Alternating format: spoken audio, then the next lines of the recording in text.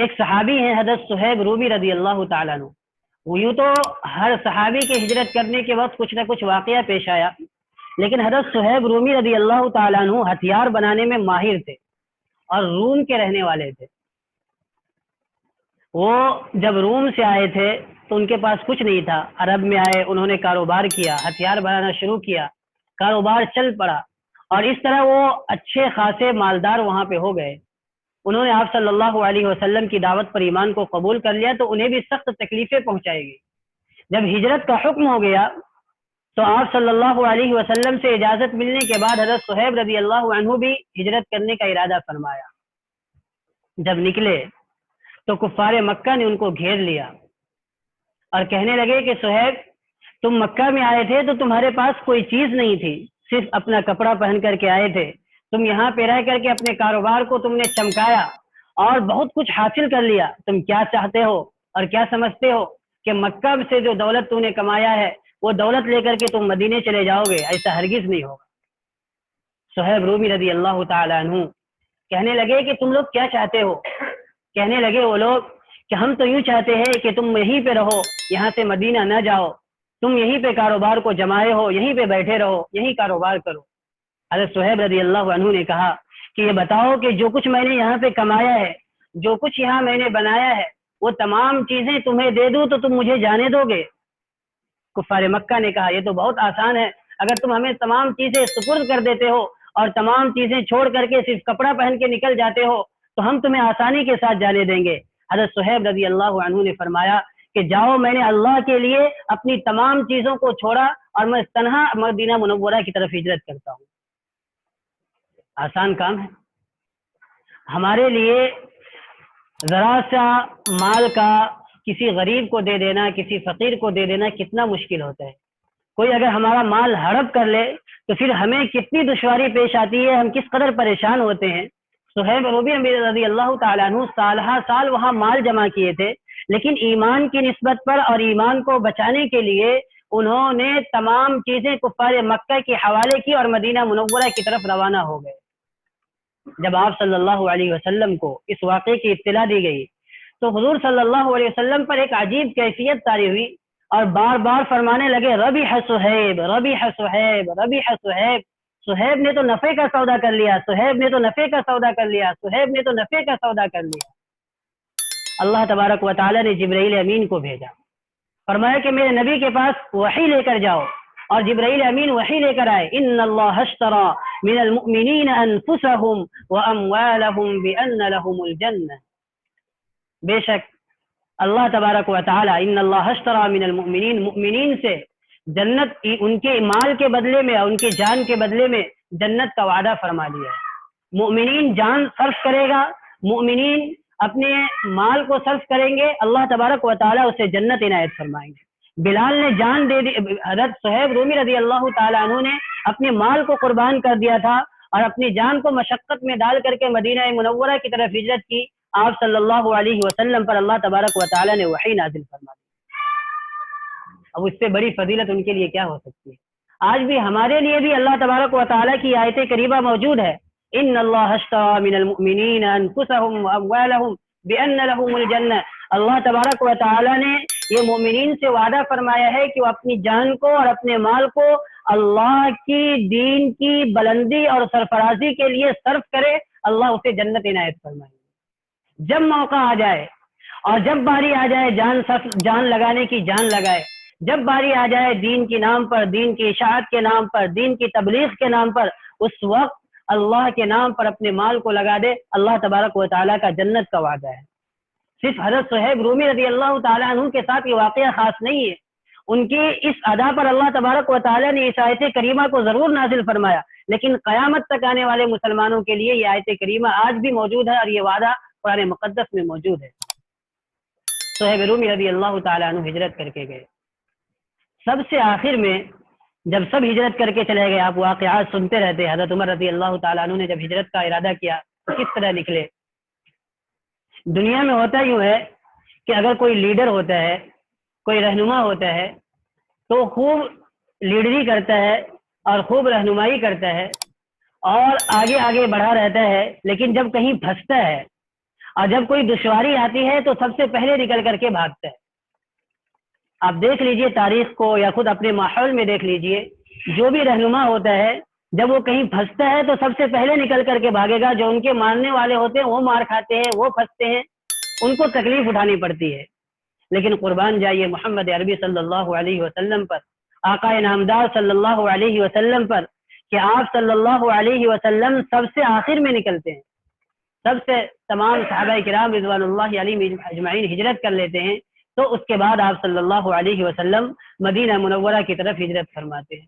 یہ بھی طویل واقعہ ہے ہجرت کا. آپ نے حضرت ابو بکر صدیق رضی اللہ عنہ کو ساتھ لیا، لوگوں کفار مکہ نے میٹنگ کی، آپ صلی اللہ علیہ وسلم نے حضرت علی رضی اللہ تعالیٰ عنہ کو اپنے بستر پر لٹا دیا، رات کے وقت روانہ ہوئے. وہ لوگ آپ کا انتظار کرتے ہی رہ گئے. صبح کو ان کو اطلاع ملی، آپ نے امانت لوٹانے کے لیے حضرت علی رضی اللہ عنہ کو وہاں چھوڑا تھا. راستے میں لوگوں نے پیچھا بھی کیا، سراقہ بن جعصم، بعد میں انہوں نے ایمان بھی قبول کیا. اس کے بعد آپ صلی اللہ علیہ وسلم غار ثور میں جا کر کے حضرت صدیق اکبر رضی اللہ عنہ کے ساتھ رہے. طویل واقعہ ہجرت کا، اگر ہجرت کے واقعے کو بیان کیا جائے تو اس کے لیے بھی مزید وقت درکار ہے. طویل واقعات ہے، ہم سنتے رہتے ہیں. مقصد تمام واقعات کو بیان کرنا نہیں ہے، مقصد صرف یہ ہے کہ اجمالی طور پر نبی اکرم صلی اللہ علیہ وسلم کی زندگی کے احوال ہمارے سامنے آ جائے اور ہمارے نوجوان کتابوں میں سیرت کو پڑھے اور اس پر عمل کرنے کی کوشش کرے. اس لیے صرف اشارے کیے جا رہے ہیں.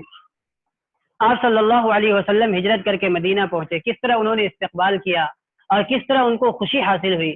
حضرت انس رضی اللہ تعالیٰ عنہ فرماتے ہیں کہ جس دن محمد عربی صلی اللہ علیہ وسلم مدینہ منورہ تشریف لائے، مدینہ منورہ میں وہ سب سے زیادہ روشن دن تھا.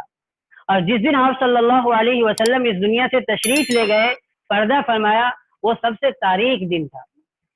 آپ صلی اللہ علیہ وسلم پر، آپ صلی اللہ علیہ وسلم کے تشریف لے جانے پر وہاں کی بچیاں خوشی میں گیت گا رہی تھی. طلع البدر علینا من ثنیات الوداع وجب الشکر علینا ما دعا للہ داعی. یہ بچیاں اس وقت گیت گا رہی تھی، دف بجا رہی تھی. آپ صلی اللہ علیہ وسلم وہاں پہنچے. کئی ایک واقعات ہوئے. آپ صلی اللہ علیہ وسلم نے سب سے پہلے وہاں پہنچ کر کے مسجد کی بنیاد رکھی اور مسلمانوں کو یہ بتلایا کہ مسجد کی کیا اہمیت ہے. مسلمان کے لیے اور ایمان والے کے لیے جس علاقے میں وہ رہتے ہو، اپنا گھر بنانے سے پہلے اور اپنا کاروبار سیٹ کرنے سے پہلے مسجد کا انتظام کرے. مسجد کے لیے جہاں وہ نماز ادا کرے گا اس کی فکر کرے. یہ اللہ کے رسول صلی اللہ علیہ وسلم کے عمل سے ثابت ہے اور آپ صلی اللہ علیہ وسلم کی سیرت طیبہ سے ثابت ہے. عجیب مرحلہ تھا. آپ صلی اللہ علیہ وسلم ایک انصاری کو بلاتے اور ایک مہاجر کو بلاتے. جو لوگ مکہ مکرمہ سے مدینہ منورہ ہجرت کر کے گئے انہیں مہاجر کہتے ہیں. اپنا گھر بار چھوڑ کر کے ایک شہر سے دوسرے شہر چلا جانا، ایک ملک سے دوسرے ملک چلا جانا، صرف دین کی حفاظت کے لیے اس کو ہجرت کہتے ہیں. اور جن لوگوں نے ان کی اعانت کی، ان کا تعاون کیا، ان کی مدد کی، ان کو انصار کہتے ہیں. تو آپ صلی اللہ علیہ وسلم ایک ایک انصار کو اور ایک ایک مہاجر کو بلاتے. ایک انصار کو بلائے، ایک مہاجر کو بلائے، فرمایا کہ تم دونوں بھائی ہو. ایک انصار کو بلایا، پھر دوسرے مہاجر کو بلایا، فرمایا تم دونوں بھائی ہو. عجیب رشتہ تھا. کوئی خون کا رشتہ نہیں ہے، کوئی قبیلے کا رشتہ نہیں ہے، کوئی خاندان کا رشتہ نہیں ہے. ایک امیر ہے اور ایک غریب ہے، دونوں کے درمیان بھائی چارگی قائم کی جا رہی ہے. ایک کالا ہے اور ایک گورا ہے، دونوں کے درمیان بھائی چارگی قائم کی جا رہی ہے. اور یہ کوئی کھانا پوری کا کام نہیں تھا کہ بس کھانا پوری کی جا رہی ہے کہ آپ دونوں آپس میں بھائی ہے، نہیں، بلکہ انصار دل سے یہ خواہش کر رہے تھے کہ اللہ کے نبی صلی اللہ علیہ وسلم، میں کہیں ایسا باقی نہ رہ جاؤں کہ میرے بھائی میرے حصے میں کوئی مہاجر بھائی نہ آئے، کہیں ایسا نہ ہو جائے. کھانا پوری نہیں تھی، بلکہ صحیح معنوں میں ان کے دلی جذبات تھے کہ مہاجر میں سے کوئی بھی ایک شخص ایسا باقی نہ رہے جن کا انصار کے اندر مواخات قائم نہ کی جائے. عجیب ماحول تھا. ایک تو آپ صلی اللہ علیہ وسلم کی زبان، آپ صلی اللہ علیہ وسلم کی تشکیل، اور پھر صحابہ کرام رضوان اللہ علیہ مجمعین اور انصار کے جذبات. یہاں تک کتابوں میں لکھا ہے کہ ایک صحابی کو دوسرے صحابی کا بھائی بنایا گیا تو انصاری نے مہاجر سے کہا کہ دیکھو، دو گھر ہیں، ایک گھر تم لے لو، ایک گھر میرے حصے میں ہے. یہاں تک کہ کتابوں میں ہے کہ ایک صحابی نے یوں کہا کہ دیکھو، میری دو بیویاں ہیں، جاؤ تم دونوں بیوی کے دیکھو، جو تمہیں پسند آئے اسے میں طلاق دے دوں گا، عدت گزارنے کے بعد تم ان سے نکاح کر لینا، وہ تمہاری بیوی ہو جائے گی۔ کھیت میں بھی حصہ دیا، مال میں بھی حصہ دیا، اور اس طرح جس طرح حقیقی بھائی بھی ایک دوسرے کا خیال نہیں رکھتا، اس طرح مہاجرین نے انصار کا خیال رکھا۔ اس طرح آپ صلی اللہ علیہ وسلم نے مواخات قائم کروائی۔ مدینہ منورہ پہنچنے کے بعد ماحول ذرا سازگار ہوا، اور وہ مسلمان جو مکہ مکرمہ میں پریشان کیے جا رہے تھے اور ان کو تکلیفیں دی جا رہی تھی، انہیں ذرا راحت نصیب ہوئی۔ آپ صلی اللہ علیہ وسلم کو بھی ذرا سکون نصیب ہوا اور ماحول سازگار ملا۔ آپ کے لیے دعوت و تبلیغ کا کام کرنا، آپ کے لیے لوگوں کو اللہ کی طرف بلانا آسان ہو گیا۔ تو آپ نے ماحول کے سازگاری کے بعد یہ ارادہ فرمایا کہ جو دوسری قومیں مدینہ منورہ میں رہتی ہیں ان سے بات چیت ہو۔ چنانچہ مدینہ منورہ میں یہودی قوم رہتی تھی، اور یہود کے 3 قبیلے تھے۔ اسی طرح آپ صلی اللہ علیہ وسلم کے جانے کے بعد ایک عجیب قوم پیدا ہو گئی، منافقین کی۔ ایسے لوگ جو زبان سے تو کہتے تھے کہ ہم ایمان لائے، لیکن ان کے دل میں ایمان نہیں اترا تھا۔ عبداللہ ابن سلول، عبداللہ بن ابے، یہ منافقوں کا سردار تھا۔ اس کے بھی تفصیلی واقعات ہیں۔ تو جس قدر کفار مکہ مکرمہ میں تکلیف پہنچا رہے تھے، مدینہ منورہ میں یہود اور آستین کے ساتھ منافقین ہو گئے تھے، لیکن یہاں بنسبت مکہ مکرمہ کے آسانی تھی، اس لیے کہ آپ صلی اللہ علیہ وسلم نے وہاں سیاسی تدبیر چلی، اور سب سے پہلے یہودیوں کے ساتھ آپ صلی اللہ علیہ وسلم نے معاہدہ فرمایا۔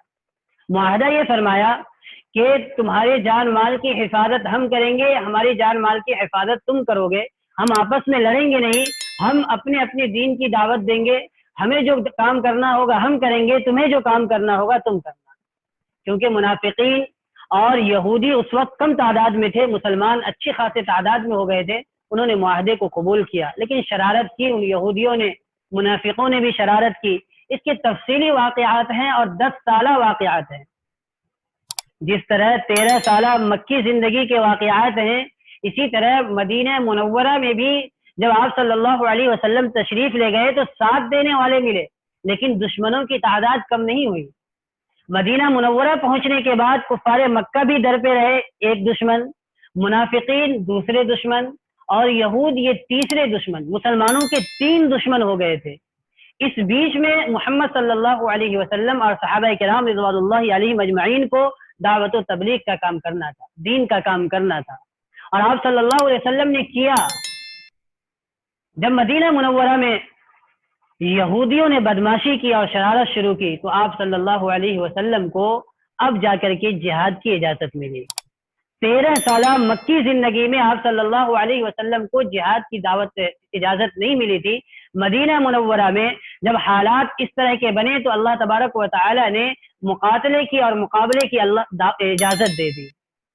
پھر آپ پڑھتے رہتے ہیں، غزوہ بدر کا واقعہ پیش آیا، غزوہ احد کا واقعہ پیش آیا، غزوہ خیبر کا واقعہ پیش آیا، غزوہ خندق کا واقعہ پیش آیا، صلح حدیبیہ کا واقعہ پیش آیا، فتح مکہ کا واقعہ پیش آیا۔ یہ 9 سالوں میں ہوا۔ سن 8 ہجری میں مکہ مکرمہ آپ صلی اللہ علیہ وسلم نے فتح کیا۔ جس مکہ سے آپ صلی اللہ علیہ وسلم کو لوگوں نے مجبور کر کے نکلنے پر مجبور کیا تھا، 8 سال مدینہ منورہ میں آپ صلی اللہ علیہ وسلم رہ کر کے ایسی محنت کی اور ایسی دعوت و تبلیغ کی کوشش کی اس کے اندر کہ اللہ تبارک و تعالی نے وہی مکہ جس سے آپ صلی اللہ علیہ وسلم اور صحابہ کرام کو تکلیف پہنچا کر کے نکلنے پر مجبور کیا گیا تھا، اس مکہ مکرمہ میں آپ صلی اللہ علیہ وسلم فاتحانہ شان سے داخل ہوئے۔ کیونکہ جنگ بدر میں، جنگ احد میں، جنگ خیبر میں، جنگ خندق میں اور صلح حدیبیہ میں ان کی ٹانگیں ٹوٹ گئی تھی، وہ کمزور ہو گئے تھے۔ آپ صلی اللہ علیہ وسلم نے مکہ کو فتح فرمایا۔